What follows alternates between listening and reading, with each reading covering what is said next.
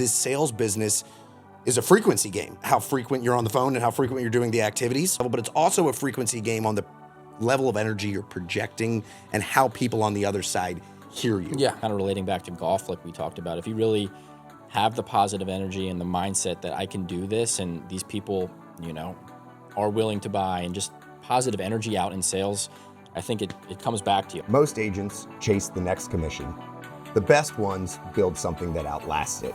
Welcome to the BGRE Podcast for agents who think like entrepreneurs, because success leaves clues and the best ones come through conversation. If you're ready to sell more, own more, and live more, this podcast is for you. Let's jump in. What's up, everybody? Welcome back to the BGRE Podcast. And wow, do we have a special guest today. My brother and partner, Mr. Evan Greenplate. Evan, thanks for hopping on. Thanks for having me. I'm excited to be here. It's going to be a good one. It's a good one. You came all, like 2 feet down the hall? Straight next door, through the wall right there. Yeah, about 8 inches away. That's right. So, guys, this episode today is about partnership. It's about family business, and it's about building a real estate sales machine. Whether you're an independent agent, whether you have a partner, whether you have a team. And, first and foremost, just want to say Evan's had an unbelievable year this year. And we'll get into that here in a second. But before we do, Ev, let the audience know, what's your story? Yeah, absolutely. So me and Brandon, obviously brothers, we're 4 years apart, grew up in Pennsylvania. I was up there. We kind of made our way down to South Carolina a little bit separately. I was up there. I did not finish high school up there. I actually finished high school in South Carolina. First of all, that's crazy because I could have never imagined to do that. And that should be an icebreaker to show how much different we are in good ways. But keep going. Yeah. So we grew up. It was actually funny. We grew up. I went to a large 500-person people in my class in high school down to 30 people in my high school down in Hilton Head. I went to a small school down here, for those of you that know the area, Hilton Head Christian Academy. I did my last 2 years there. Made some really great friends, loved living here. Honestly wish I moved down here sooner, but it was a great move. I ended up doing my last 2 years of high school here, played golf, met some great friends. Where'd you play? So I did, in college, I went to Rollins College. Down in Florida. Down in Florida. I was in Winter Park, Florida, right outside Orlando, about 20 minutes away. It was during COVID, which was a little bit funky being down there then, but played golf down there, awesome school. Ended up actually doing my last 2 semesters at a local college here, South Carolina Beaufort, a branch campus of South Carolina. Knew I was going to make my way back to the Hilton Head area, so kind of decided to just finish up there, figure out what I wanted to do. And also during college, I interned at the same brokerage you did, Hilton Head Properties. Shout out Robbie Bunting. Yeah, a local boutique brokerage here. I actually did, I'm trying to draw my memory now, it was either 3 or 4 years of internship there between sales and property management. So that's really how I got my feet wet in the real estate here on Hilton Head, as you did too. We obviously had some different timelines going, but did that, ended up coming back here, graduated college, got my real estate license my last semester of college, and then within a few months of graduating, dived into the real estate career, or here in about, what was that, 2023? So about 2 years ago, a little over 2 years ago. Time flies. And we're going to come back to this later, but how much real estate did you sell this year, Evan? So this year, 2025, just over $16 million. Wow, dude. So this is my second full year doing it. It's really been about two. Well, slow down. We'll come back to that. Let's back up a little bit. So obviously we're brothers, right? We are the only 2 siblings in our family. And we got a 4-year, 3.5-year age difference, almost 4. So tell me about growing up from your perspective of being, maybe the younger brother, and how that might have molded you into who you are today. Because I feel like there's some things on my end of being the older brother, there's not one that's better or worse, that molded me into who I am today. Is there anything, not the story of, me bringing over 50 people and having a house party while mom and dad were at dinner and you were not even old enough to know what was going on. All right, we skipped that story. So 4-year age gap. We, I think we had our separate paths growing up a little bit. I think that age gap, it was just big enough where we were, when you were in high school, I was in middle school. When you graduated high school, I was just getting into high school. So because of that, not that we weren't close growing up, but I think our age gap kept us a little further apart. And as we grew older, started working together, definitely have gotten closer in the last few years doing that. But growing up, and we can touch on this later, but I think our personalities complement each other pretty well. Definitely, you're the more outgoing type A. I'm a little bit more introverted type B. Crazy, normal. Sometimes, but I think we balance each other well. And I think growing up, being the little brother, definitely, like you said, positives and negatives to both. I think you were the trailblazer a little bit. I learned some things of what to do and what not to do. Definitely some things what not to do. A little bit of both. But no, I think we both had a great, childhood. I really enjoyed growing up in Pennsylvania compared to down here, because Hilton Head is such a paradise down here. And I think, it really made, I don't know about you, it made me appreciate living down here more, because we grew up vacationing down here. And I find that people that grow up in such a small area, and sometimes, not always, but sometimes take it for granted. And down here, I really appreciate it. And especially Pennsylvania was a great place to grow up, but I'm glad we live down here now. 100%. And we can talk about it right now. I mean, let's talk about the differences of who we are, right? I like to explain the difference is I'm looking at a wall and I'm going to slap a piece of paper against it, and I'm going to see if it sticks after it hits the wall. And you're looking at the wall, seeing if it's going to stick before you slap the piece of paper against it.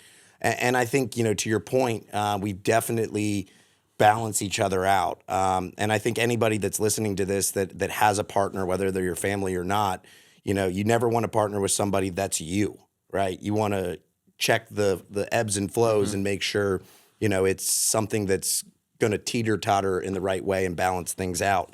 And then as well, like, Dad has a business in Pennsylvania. We played a lot of college golf, a lot of junior golf, right? Tell me a little bit about your junior golf background. I mean, I've got some takes on it, but is there anything that you've kind of took from that led to, who you are as a professional today, whether for good or bad?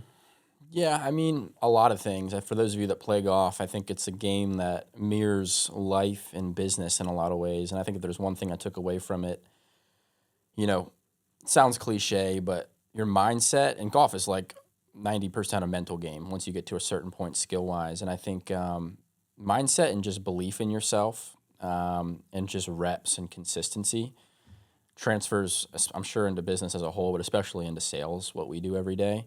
But if you really believe in yourself and believe what you can do, with golf it's very true, and I think with business 100% true as well. I love it. And now let's fast forward a little bit. You getting into real estate, right? And let's stay on that topic of belief. What was your mindset before you got into real estate? For me, it's hard to imagine I'm going to join my older brother who's selling real estate right now. And, it had to be a little difficult. Talk through just where your head was getting into the real estate industry with your brother. Yeah. So I guess just real estate as a whole, like I mentioned, I interned with a boutique brokerage here on Hilton Head. So I had a flavor for what the real estate industry was. Obviously was not doing sales at that point. I was doing more administrative stuff on my internship, just learning the industry. So I think I was still a little bit naive to sales. And also when you're selling real estate, you're selling large assets. It's not like you're selling a little course online to somebody, right? So just that relationship building and the amount of time it actually takes to convert leads, I think I was naive to in the start, especially getting into the market now where it seems like you got to work a little bit harder for sales. But I would say I think the thing that I did do properly was I gave myself enough time and flexibility to not pressure myself to succeed too quickly or put too much pressure on myself to succeed too quickly. I was in a situation where I was still living at home, so financially I was okay for a little bit. So I would say for me, just not putting too much pressure on myself from the start, allowing myself to learn, build my book of business, and not just have a gun to my head and say I need to do and perform, right away. For sure. And I think that's, a good mentality for any industry, right? Where it's you're sitting in a position of, we're living in this world of we want instant gratification, right? We want to sell all these big houses, right? We want to be like the guys on the YouTube and the Netflix, selling New York and stuff. And there's a lot of pressure that comes into that, but it sounds like you did a really good job, right, of managing that.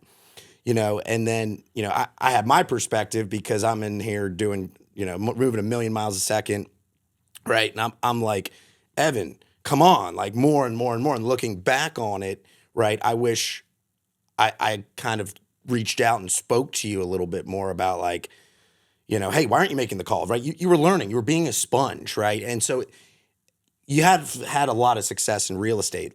If you could have a different mentality for anybody that's out here listening, thinking about getting into brokerage sales, what would you maybe have thought of differently before jumping in? Yes. So I would say if I restarted again, just from a mindset wise, I would look at leads and calls and all of that stuff. First off is momentum, right? And I think I put too much pressure on myself to almost convert leads right away. And I would almost look at it more as relationship building because that stuff compounds over time. Even if that person doesn't necessarily buy, they might know someone who might know someone. But more than anything, I almost was like trying to convert these people to buy right immediately. away. Yeah. And I remember you getting frustrated. Yeah, because it's, I was like, why aren't these people returning my calls? Why aren't they returning my texts? Like, I was kind of naive to that sales process that there is a lot of rejection, especially in residential real estate sales. But also just having, because people can sense when you're trying to sell them something.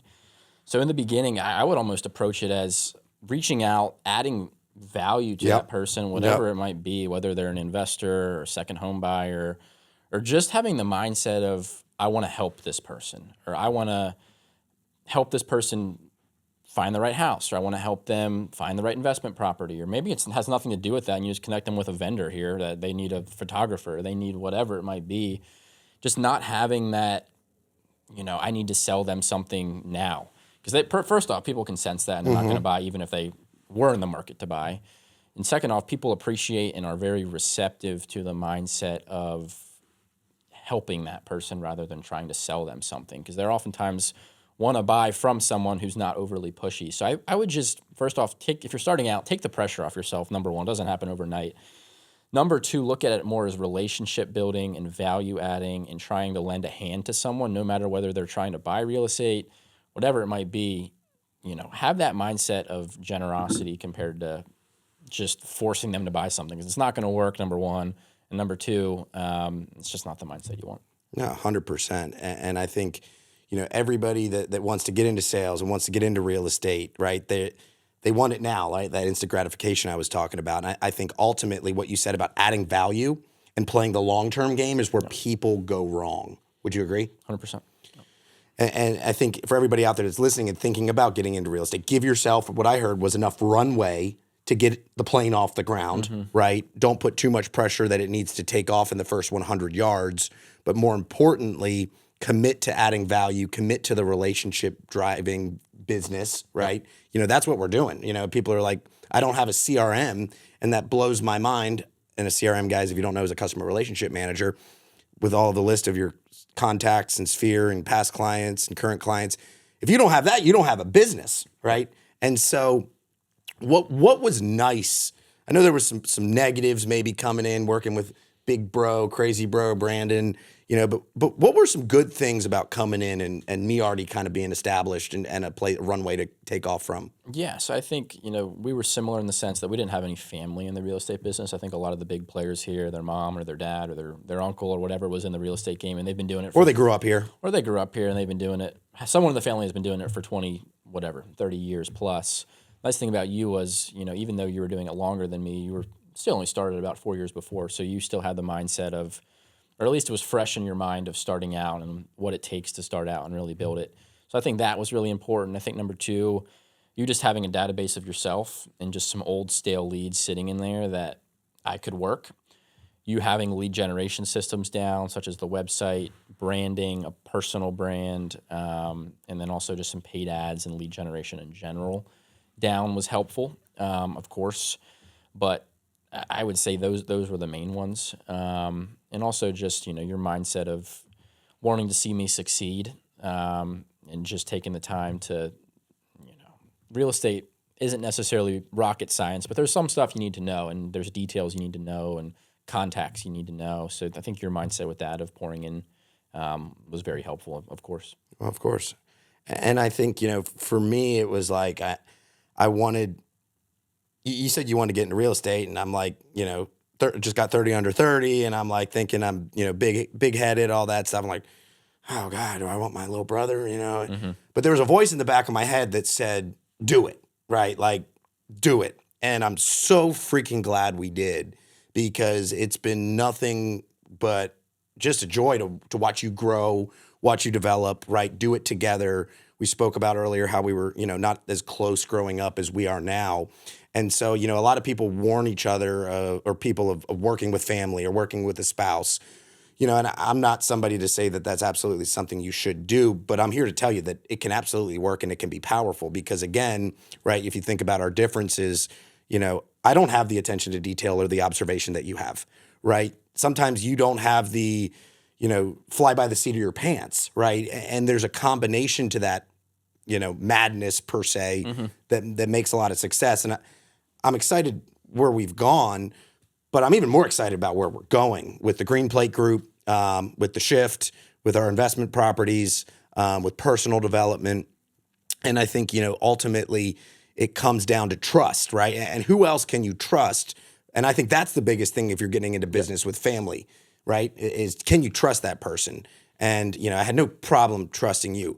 I will say though, like when you came in, like I'm moving, I'm driving, and I'm like, why isn't Evan making these calls, right? Like you were making calls, you were doing the stuff, but guys, if you want to build a real estate business, the amount of money that you're going to make is directly correlated to the amount of conversations that you have on a daily basis. And at the start, you were getting a feel, but I always felt like, Evan, come on, call these people.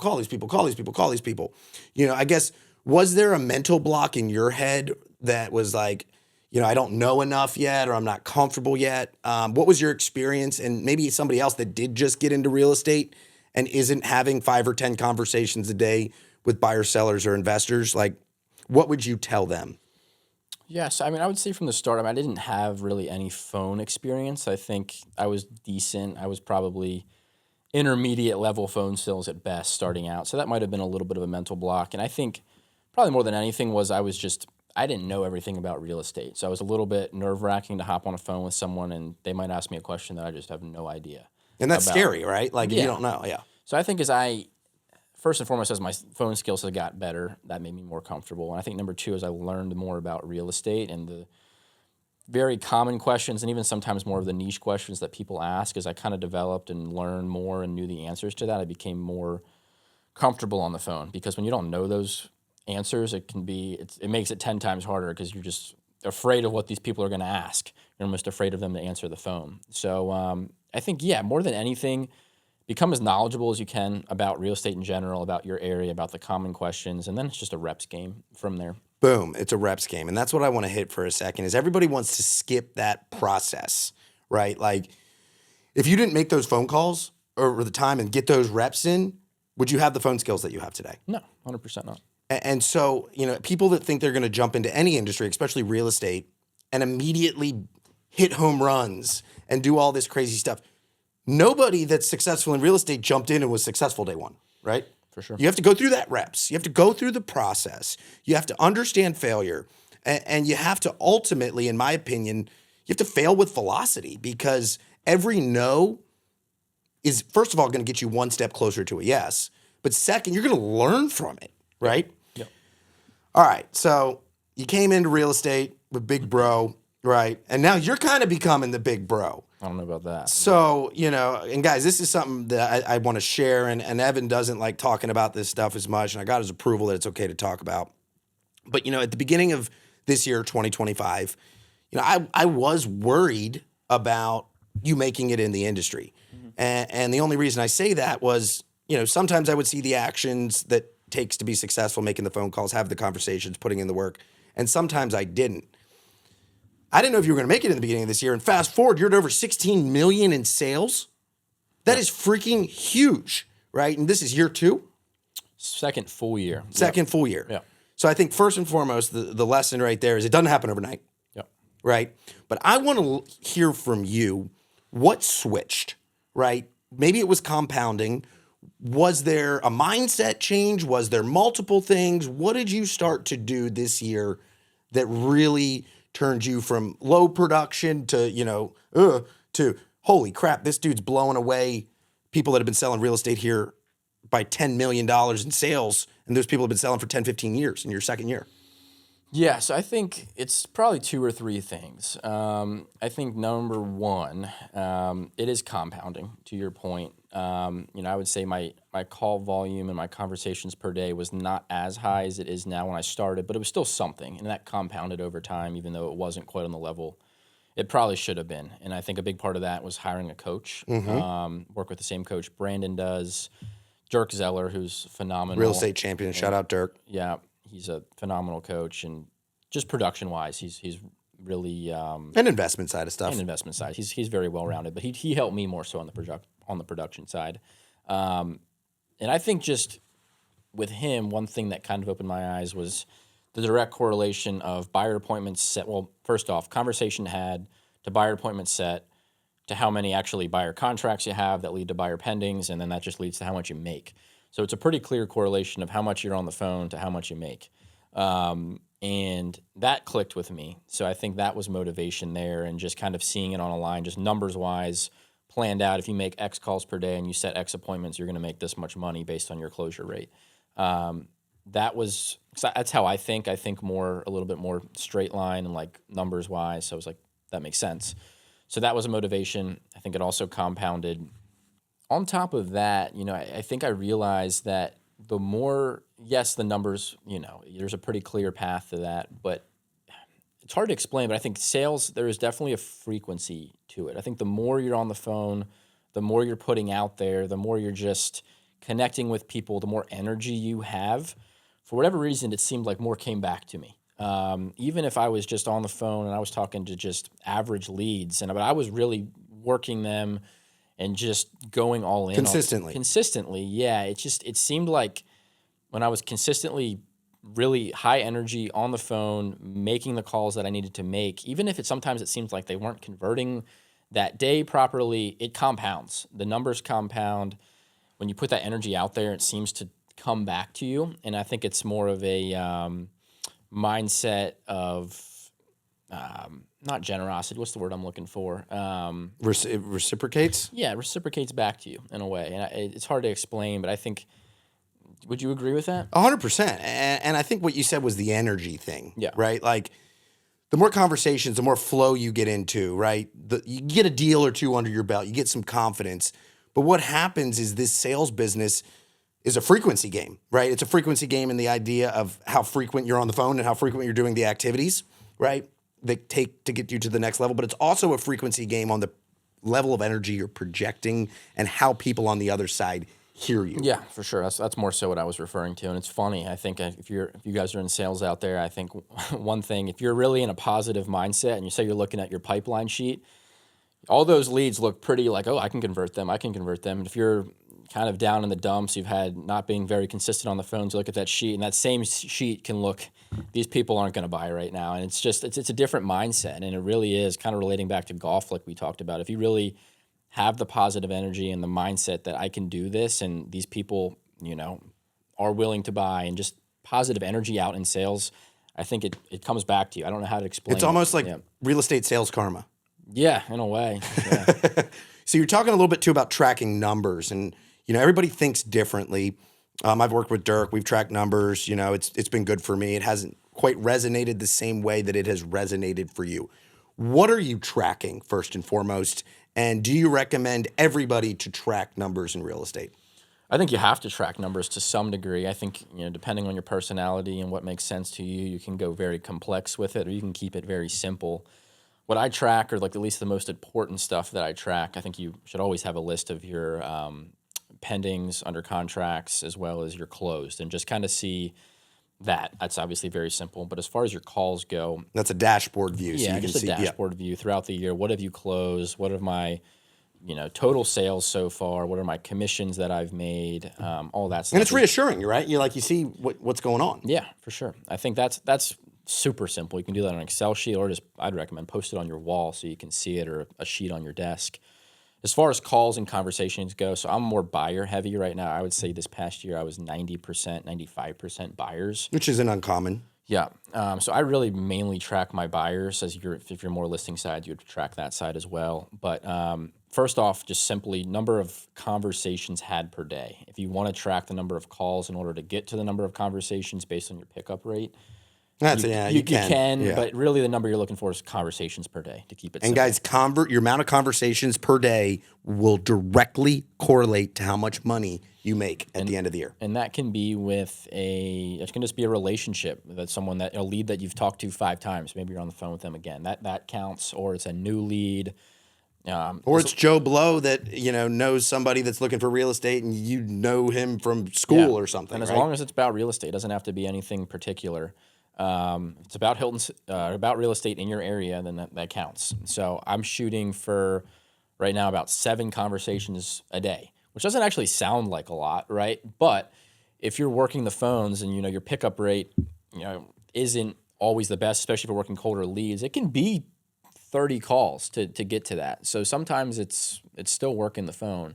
So you want 7 conversations a day. So conversations today, and then conversations in one day, and then you want to average that out per week. And then from there, you want to track your buyer appointments from those conversations. And what are you calling a buyer appointment? Calling a buyer appointment a serious conversation I'm having with a client, discussing buyer agency, if they're willing to enter buyer agency with me, the value that I provide, that our firm provides, and then we can go into detail on this and you can chime in, but kind of the difference between a customer and a client and what our team offers.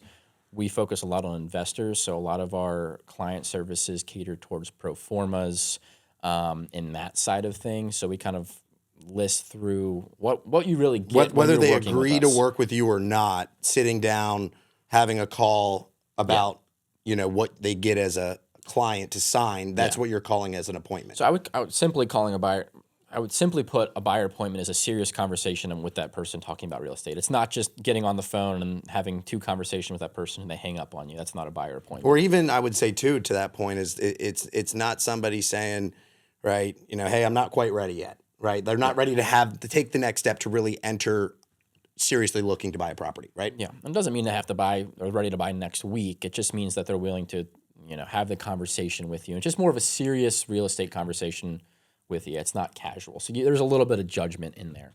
And then from that, tracking your buyer appointments to buyer committed. And buyer committed is a signed buyer agency agreement. And then from there, tracking your buyer pended. So simply put, it's 4 things. It is calls if you want to track that. It is conversations, buyer appointment, buyer committed, and buyer pended.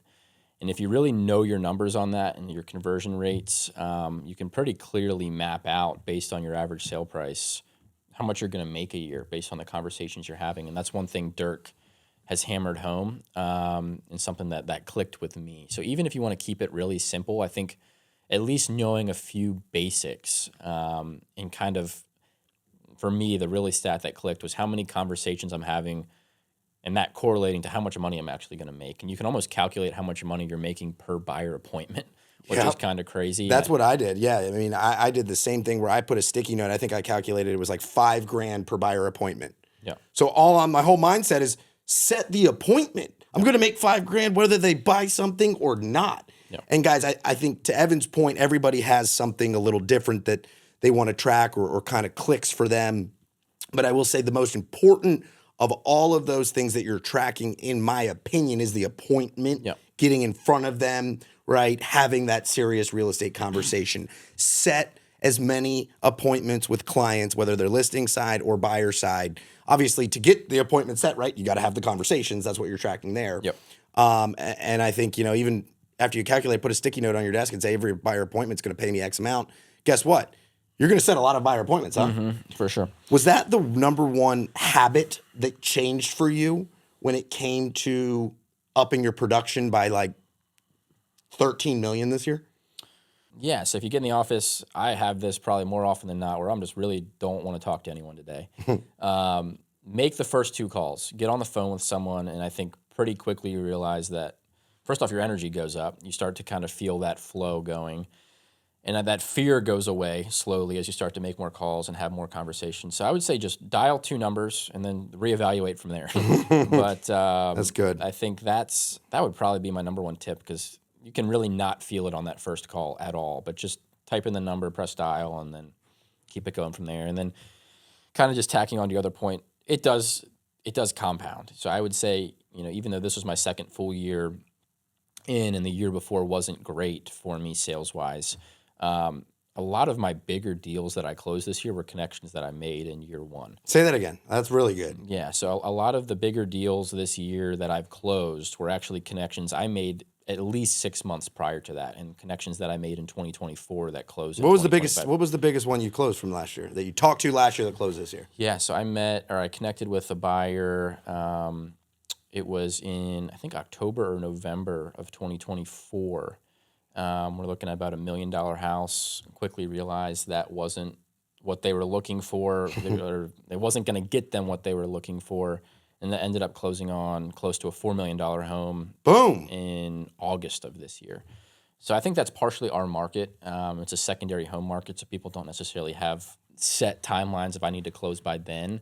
So by the time we connect with a person to them actually closing, especially on the bigger deals that I find, it takes a while.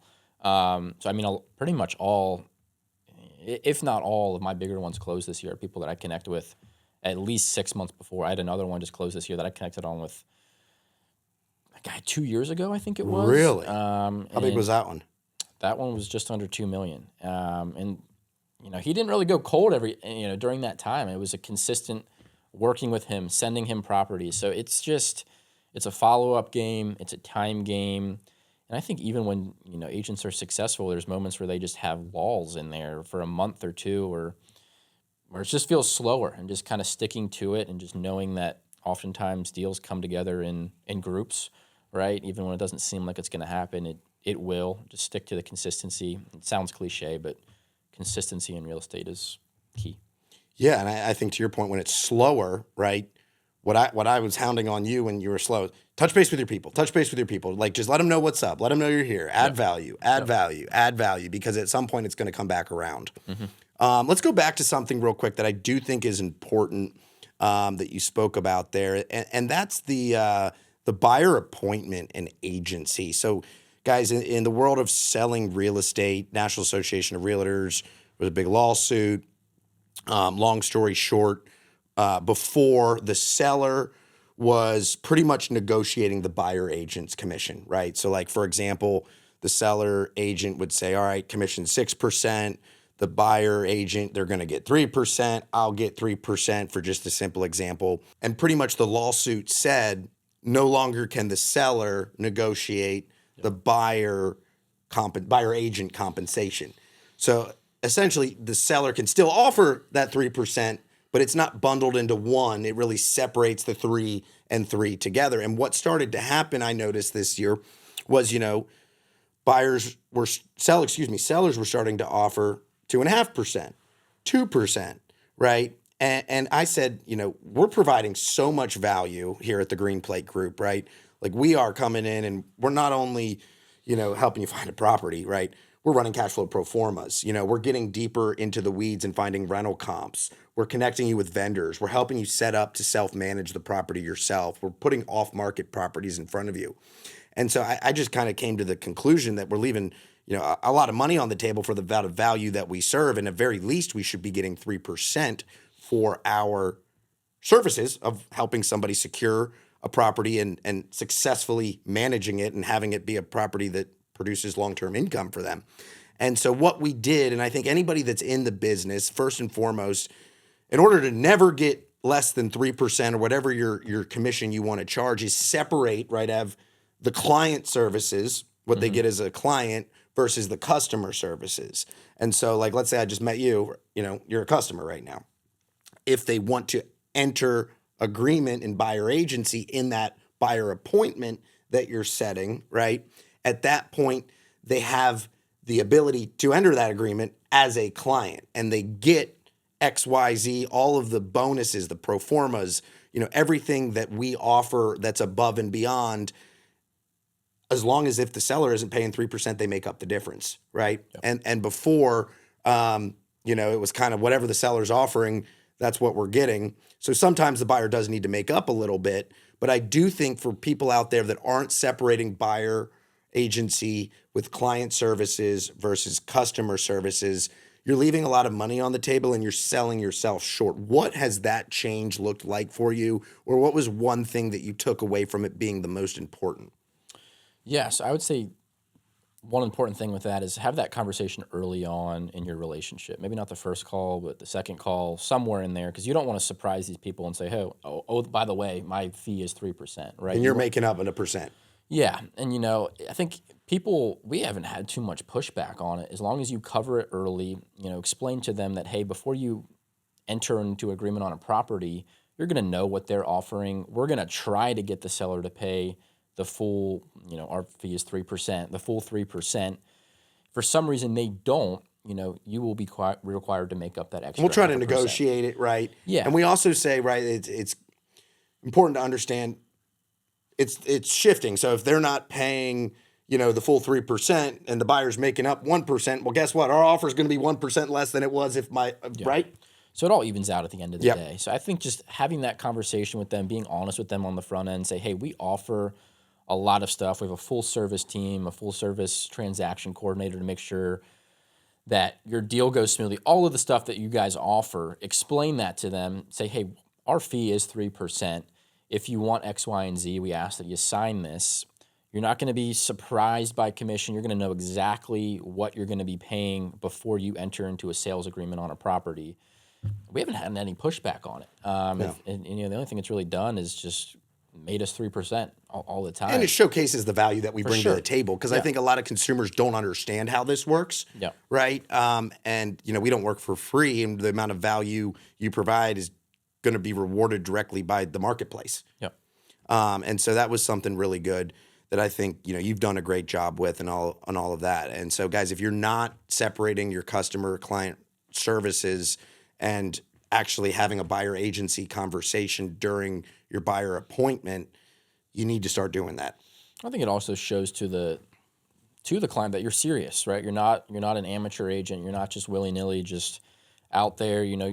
This is what we offer. We're professionals, and you lay that in front of them. And I think most of the time people are kind of surprised and just pleasantly surprised that, this guy's serious and he knows his stuff. Yeah, and it's gotten rid of a lot of the, let's just call them extremely part-time agents that, are just showing up on a Saturday. Like, if you don't have the value there, and I do think it's good for the industry. It was a little painful to get through that, but you handled that extremely well. And if you're not doing that, definitely something you want to do to showcase your expertise. Ev, let's transition here a little bit. Let's talk about, what the Greenplate Group is, right? And kind of what we have been doing and what's on the agenda to come. And so maybe just give a little background on who we are as a real estate firm in Hilton Head Island, and kind of what we've been working on and where we're going. Yeah, feel free to chime in. But right now, me and Brandon are the only two sales agents on our team. We have Tammy, who is our fantastic Love transaction Tammy. Shout out Tammy. She is phenomenal. Executive assistant and transaction I don't think coordinator. we'd be here without Tammy. She keeps us in line. Just brought on Whitney, who is our director of operations, who's out on maternity leave right now. So they keep me and Brandon's sales businesses going. So we're the only ones on our team right now. I think the plan going forward here, we're trying to figure that out. Have a small boutique team here on Hilton Head. Feel free to chime in on that. We also are brokered by EXP. So we have The Shift, which is our EXP organization online community where we add value to agents around the country and really around the world, but right now for around the country. And that's been really fun here. We've really dived into that deeper, I would say, in the last year or so, and really starting to grow that. And I think that's been impactful to the agents within our organization, but also to us to have a sense of community online. Obviously, we're in person. EXP is an online brokerage, but to be able to get together, add value to people on. We do masterminds. We have guest speakers on. We have a Facebook group. And we have some really good people on those calls. So that's been something outside of this, just our day-to-day sales. We also have investment properties here.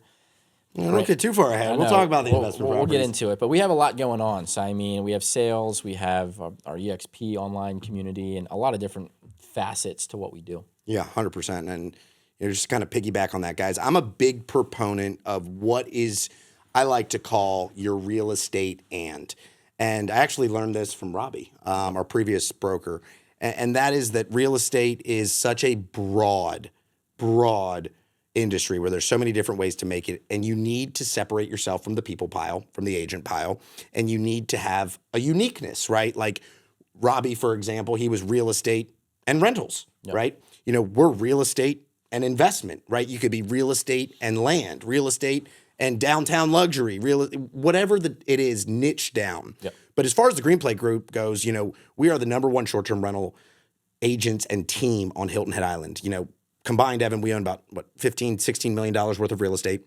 And not only do we understand the ins and outs of how to, sell property, but we also buy property. And it really kind of puts us in a position of, we're in your shoes. We're invested in the market with you. We're bringing some agents on here on our team standpoint. We're continuing to grow, and we're loving where we live too, right? I would say as far as the shift goes, we're partnering with agents around the country. We're helping agents get their production up. We're helping them get into investment real estate. We're building community. And the entire real estate industry is shifting right now. Yep. I mean, it's consolidation. You have Compass buying, anywhere. You have, all of these crazy things happening, and it's really important to have your crew. And it's been fun to run with you, my brother, right, and partner on these aspects. So it's exciting to say that we're just getting started on that stuff. Yep. And the best is yet to come. For sure. And I think one of the most important things you said there, find your niche. Yes. It's so easy. I mean, there's so many realtors out there. You have to market and specialize in a certain niche within the real estate community. If you're not, you're going to get lost. And for us, being in a very popular short-term rental area of Hilton Head, the investment side has been great down here because not too many agents want to deal with the numbers side and that side of things. They just want to sell a house and be done. So it does take a little bit more work. But whatever it is, whether it's luxury, investment, whatever it is, niche down, market yourself at that. Find out what you like, really, is probably one of the most important things. And where there's an opportunity in the marketplace that you feel is being underserved. Yeah, for sure. Right? Like there were a lot of agents here that said they were investment-friendly agents but didn't own an investment property. Yep. And I think if you can plug that gap in the market and provide that service that maybe the market doesn't even know they're looking for yet, I mean, it's unbelievable. I was telling a story the other day where, somebody typed in, short-term rentals on Hilton Head, and Brandon popped up, me. And it was like, whoa, right? Like that is the power of niching down. If you are serving everybody in the real estate world, selling real estate, you are serving nobody. Because why does somebody want to work with a general specialist? They have a specific need, and they want to find the best person that is the most experienced to help them accomplish that goal and ultimately serve that need, right? And that doesn't mean that you just work with that one person. Of course. I mean, we work with investors, but we also work with luxury clients, right? And I think we found here that, being Hilton Head, a lot of the times they're mixed together to some degree, and the more luxury clients, even if they're buying a super expensive home, they want to offset their expenses to some degree with rentals. So niche down, figure out what you like, figure out the gap in the market, and that's been key to us as well. Yeah, and you can even go a step further and then generate traffic to your uniqueness value that you bring to the marketplace via Google Ads and other online providers, and magic really happens. I mean, like Evan said earlier, we're not from Hilton Head, and together, we've sold almost, $275-300 million of real estate in the last 6 years. And that's because of the niche. That's because of the consistency. That's because of doing the right activities. And it's ultimately understanding the ins and outs. And guys, we're happy to help anybody in the real estate world that is looking to grow their business. Feel free to reach out to us, and we're happy to have a conversation. But yeah, it's been fun, and it's only getting started, like we said earlier. Sure. So we're talking a little bit about investment properties. Let's talk about this. So obviously, we have the same dad and mom. And, I'll just say growing up with dad, very go, a little bit high pressure, very successful business that he owns, metal manufacturing in Pennsylvania. And he did some real estate investment growing up. And what happened over the last 2 or 3 years, he said, hey, I want to invest in some real estate, kind of down here on Hilton Head. And so, Evan, take it from there. What happened after that? Yeah, so I mean, we've got involved with some short-term rentals down here, which you own some as well outside of that with different partners and by yourself. We also, you want to touch on this, workforce housing type of project we did? Or? Yeah. So the 36 South, talk about that. So this was 2 years ago now? Yeah, we cut the ribbon in 24 spring. We started at probably close to 3 years 2022 we bought the building.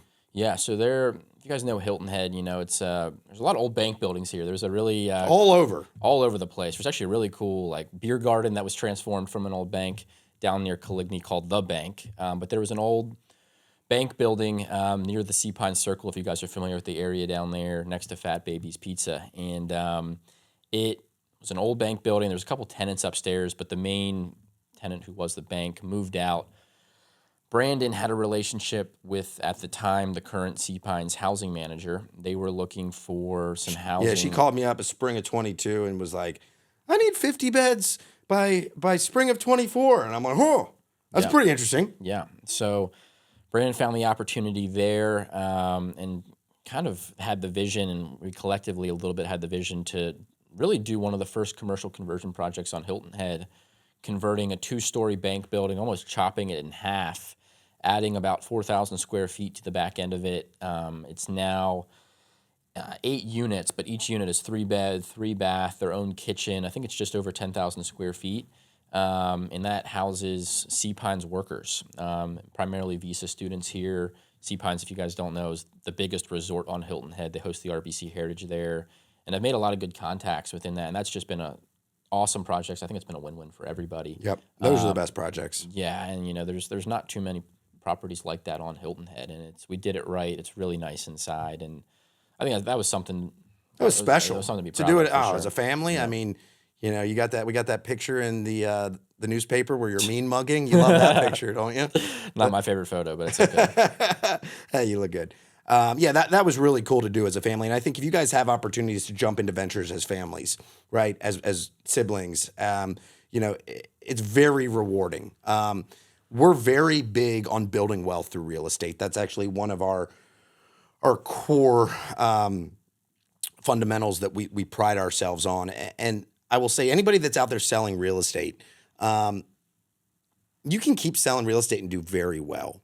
But I'm a huge believer it's not about how much money you make in real estate or where necessarily your money comes from, but it's more important than anything to put your money into real estate after you trade your time for earning that money. And that's really where long-term wealth is built. That's kind of my philosophy.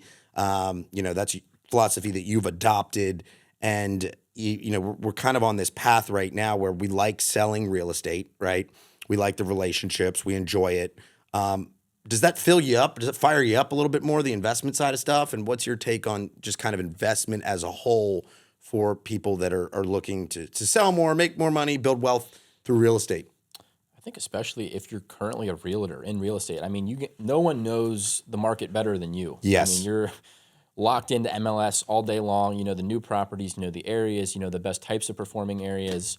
I mean, you're the one teaching clients what to buy and how to make that property work. So there's no reason why you shouldn't be the one buying it too once you get to a point in your business where you have excess capital in order to be able to do that. And then, the other, you always touch on this, Brandon, so feel free to dive into it. But the other beautiful thing about being a realtor is that the tax advantages of buying real estate. Oh yeah, we're going to talk about that. You're silly not to if you have the money to do it, because you can wipe out a lot of your income very quickly doing cost segregation and depreciation bonus year one on rental properties, and especially for buying in your local market. I mean, you guys know the market so well because you're selling it and you know it all day long. So yeah, I mean, if you're not doing it, it's definitely something to look into, because it's like you said, sales are fantastic, sales are great. It's a grind. Some people love to do that and want to do that forever, but really to build long-term wealth, buy assets, real estate, because you guys know that probably the best out of anything, and because of the tax benefits of it are pretty nailed it on the head. And if you are not buying one property per year as a seasoned real estate agent, you are cutting yourself short, right? Stop putting every single good deal in front of your clients. At the end of the day, obviously you're in the business to sell real estate, but to your point, you see the best deals, right? Some of the best properties I've bought I could have sold them, right? But I'm up $500,000, $1 million on the property because I bought it. And so, if you just set a goal once per year, buy a property, right? Because guess what? They're probably paying commission anyway. And the bonus depreciation, cost segregation that Evan was talking about is something I'm really passionate about. If your tax accountant does not know what bonus depreciation and cost segregation is, it is time to fire them, because you are losing hundreds and hundreds of thousands of dollars per year. I'll explain it really quick. Section 179 of the tax law states that only real estate professionals can take bonus depreciation, AKA all of the 27.5-year depreciation that you normally take straight line, in year one. And it can wipe out your income. So you can either be a property manager, an agent, right, an investor, or spending X amount of hours per year in the real estate business. If you're not a real estate professional, you can't take this bonus.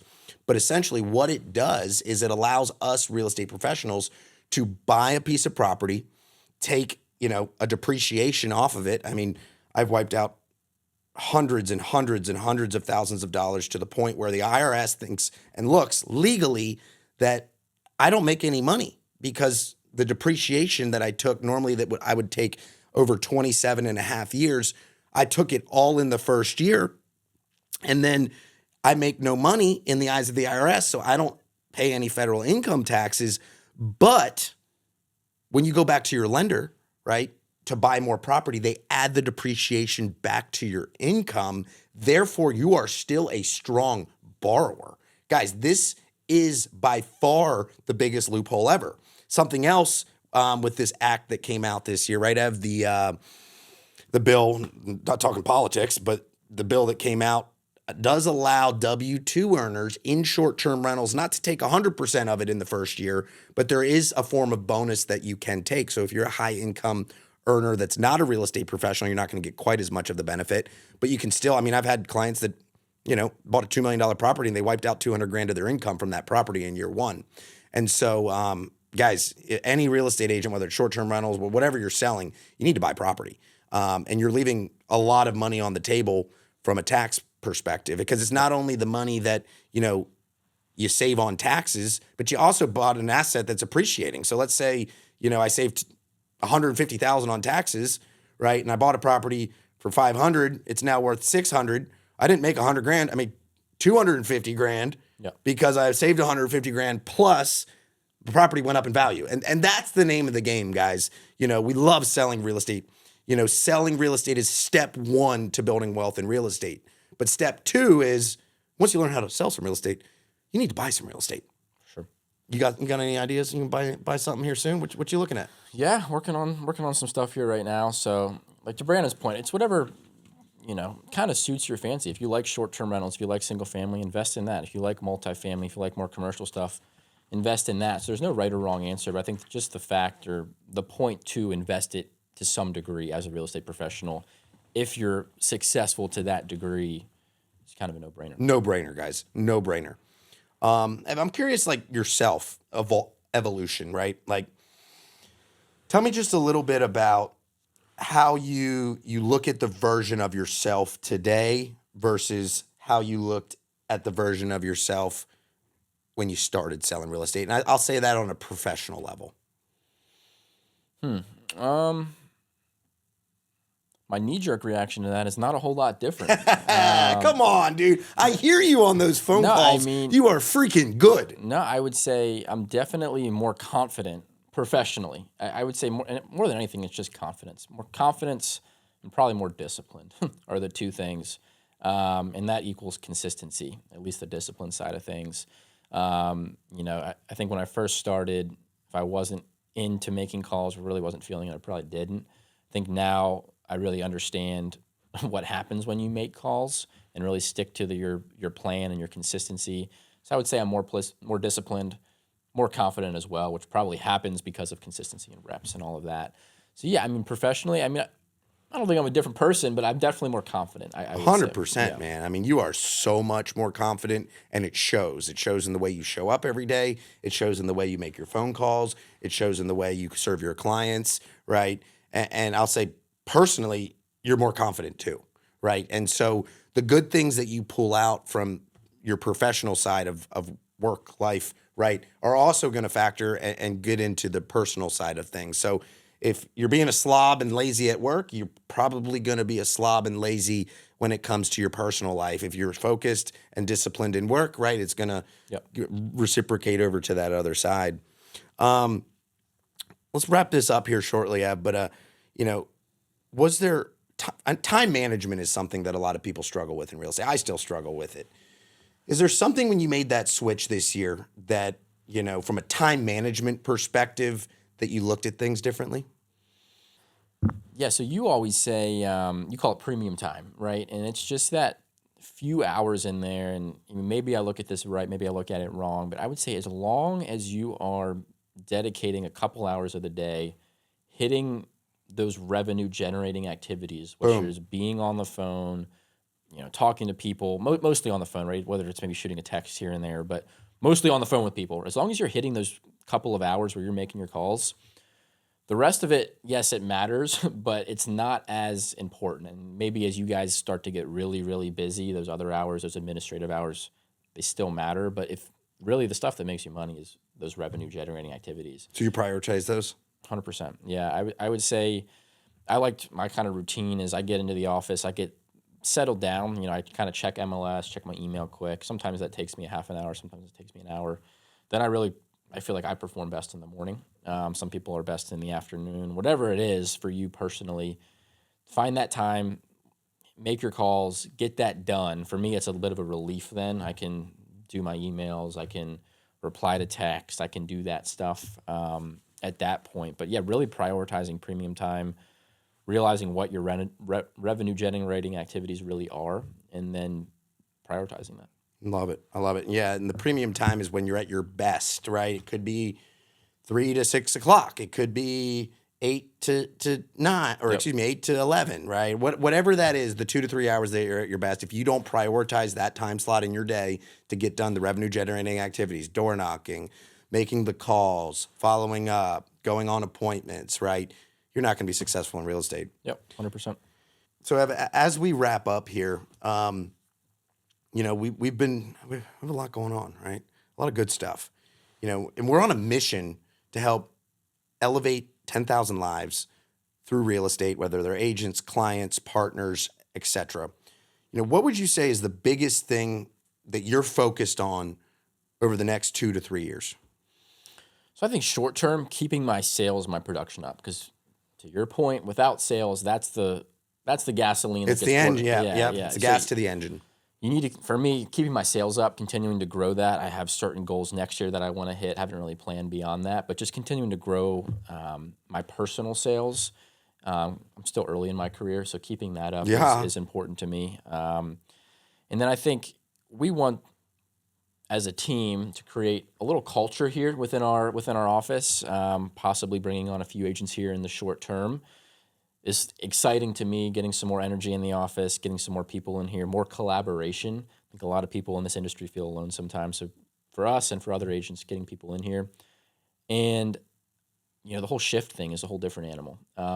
Your point, growing and helping 10,000 agents across the country is the long-term goal, and just putting the steps in place to reach that. And we're starting to grow it here pretty good. So we are. I would say it's a couple different facets, and then the investment side of thing as well. I want to start to get into that game here a little bit more. I think a property a year is a pretty good goal. So yeah, I would say it's a couple different things, but it's a lot going on. But I think it starts with production. Yeah, man, it's fun. It's all about the process too. And sometimes I get stressed out, and you get stressed out, and that's just the territory that we're in. But the process is the beauty. And it has been fun to grow the shift and to really impact others' lives. And I'm a firm believer, well, two things. You're in the best position to serve the person you once were, right? And, so we're always trying to get around people who we want to be, right? But we're also understanding our role in the real estate industry right now, which is to serve the others that we have previously, been in their shoes, and to help them get to the next level. Yep. And reach out to us, guys, if we can help you. But the other thing that I'm really, really passionate about, with a firm belief behind it, and we're doing it together, is, I fully believe we are the catalyst of the future generations of real estate, pushing the industry in the right direction, right? I don't know how many brothers that are out there under 30 years old that have sold almost $300 million between the two of them, have done workforce housing projects, have $15 million portfolios, and are just getting started. And that the impact and the positive impact we're going to create on so many people's lives in the years to come is what really fires me up. Would you agree? I'm excited for it. Yeah, we're going to keep growing. We're just getting started, and it's been fun so far. Yeah, man. And I just want to say, dude, I'm so freaking proud of you. I am, to where you started from the beginning of the year and not knowing, what the year was going to come from it. And then all of a sudden you take it by the horns, and you run with it and you turn it into a $16 million plus year. But not only the sales, how much you've grown, right? Dude, it's been fun. It's been a joy, right? And to think about we're only getting started, that gets me out of bed every morning. I love you, man. And keep it rolling here. Keep it rolling. And I've got one last question for you. All right, let's hear it. So if you could talk to yourself a year ago, right? I know there was some uncertainty, the confidence wasn't there. What would you tell yourself now, having sold 16 million in the last, really 8 months? I would say keep your head up and keep going. Don't focus on the results right now. Keep doing what you're doing. It will happen. Because I think in real estate, it's so easy to get down. It's so easy to just see the negative. You haven't sold anything in a month. Everything's going to crap. And it's easy to just self-deteriorate. So I would say for me and myself, and I think just people out there that maybe are in a spot in real estate where it's not looking good, it's not feeling good, keep doing the things that drive your business forward and keep your head up, I would say is number one factor to it. I absolutely love that. I love that. And if you're in the real estate business right now, it's been slow. If you make it out of this, to Evan's point, uphill or downhill from there. Downhill from there, right? In a good way. Yep. And so, dude, this was awesome. We'll have you back here soon. Again, right down the hall. Super proud of you. Guys, make sure you subscribe to this podcast. Share it with a friend if you got some value. And we'll be back here very shortly for another episode soon. But in the meantime, Evan, Mr. Evan Greenplate. Thank you for having me on. Appreciate it. Blood brother, literally. It's been a blast. And love you, man. Let's keep rolling. And let's do it, baby. Let's do it.